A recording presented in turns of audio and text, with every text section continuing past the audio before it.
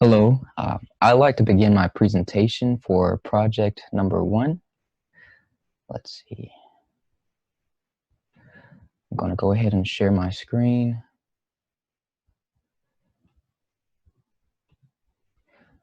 so that I can begin.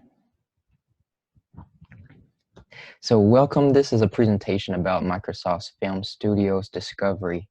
In this project, I had the pleasure of exploring film data in order to answer some important questions for a supposed Microsoft Film Studios company. The first question was, what trends exist among the 100 highest grossing films? So for this question, I looked through highest grossing film data to find various trends that might exist amongst them. For the second question, is there a correlation between franchise films and 100 highest grossing films? Here, I take a more specific look into the data referencing franchise films. And lastly, what is a key correlation among franchise plots? So here we took a look at various, well, more specifically, one key kind of component among franchise films that were successful. When looking at the trends among the 100 highest grossing films, I took a look at genre, production budget, and runtime categories and found some pretty interesting information.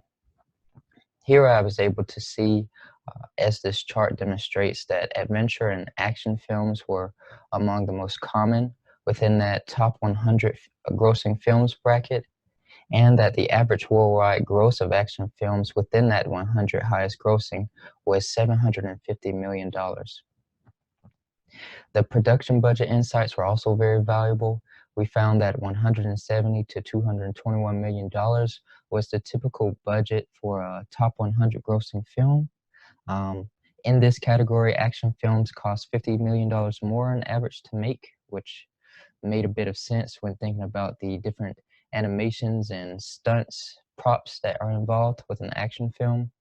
And lastly, spending more on a film did not have so much impact on the gross within that 100 category until one spent above $375 million. Lastly, for this group, we looked at runtime. 127 minutes was the average runtime for a top 100 grossing film. Action films seem to have a higher average of around 130 minutes. Typically, a film that costs more than $220 million should last longer than 2 hours, and I think that's everyone's experience who watches films pretty often. Here we can see this scatter plot. It shows kind of this separation. Once you hit 120 minutes, all of the films that are costing $220 million or more are pretty much above this line here. So is there a correlation between franchise films and the top 100 grossing films? Just a short, quick answer. The data says yes. Here we can see that franchise gross averages are quite high. The total gross for a franchise is around $1 billion. So that's pretty lucrative. We can see the gross of the highest grossing film per franchise is around $400 million, and the average gross of a franchise film is around $200 million. So that's going to get you into that top 100 grossing films category pretty quickly. We can see some trends among the franchise movie count as well as the franchise age. So a franchise lasts typically around 10 years. If you can see here in this scatter plot, there's most of our points are within the 10-year count. And then you can also see the correlation between age and years and movie count. We can see here that as the years continue, many of the franchises do not increase their movie count. So there's not so much correlation between movie count and age, but we can see that a franchise movie count and its gross does have some correlation. There's a nice little kind of linear shape going from 0 on up to 30 in franchise number of movies here. This top outlier is is Marvel with over $20 billion in worldwide gross. We can also see that the franchise movie count average is 5.6. So on average, you'll have about 5.6 movies per franchise, which is pretty good. Um, with that idea in mind, I explored some of the viable Microsoft film franchises, uh, some franchises that Microsoft already exists that they could easily transform into film franchises that could be amongst this group. And I found that Microsoft, Minecraft, Halo, and Forza would be some good film franchises to start off the film studios. Um, all of them have been around for at least 10 years and have millions and millions of followers, a fan base that's very strong. They've all grossed over $1 billion already. So that's a pretty strong foundation to begin a film franchise. And after that, I wanted to take a look at some of the franchise film plot trends. What are some trends among the storyline that might influence this success?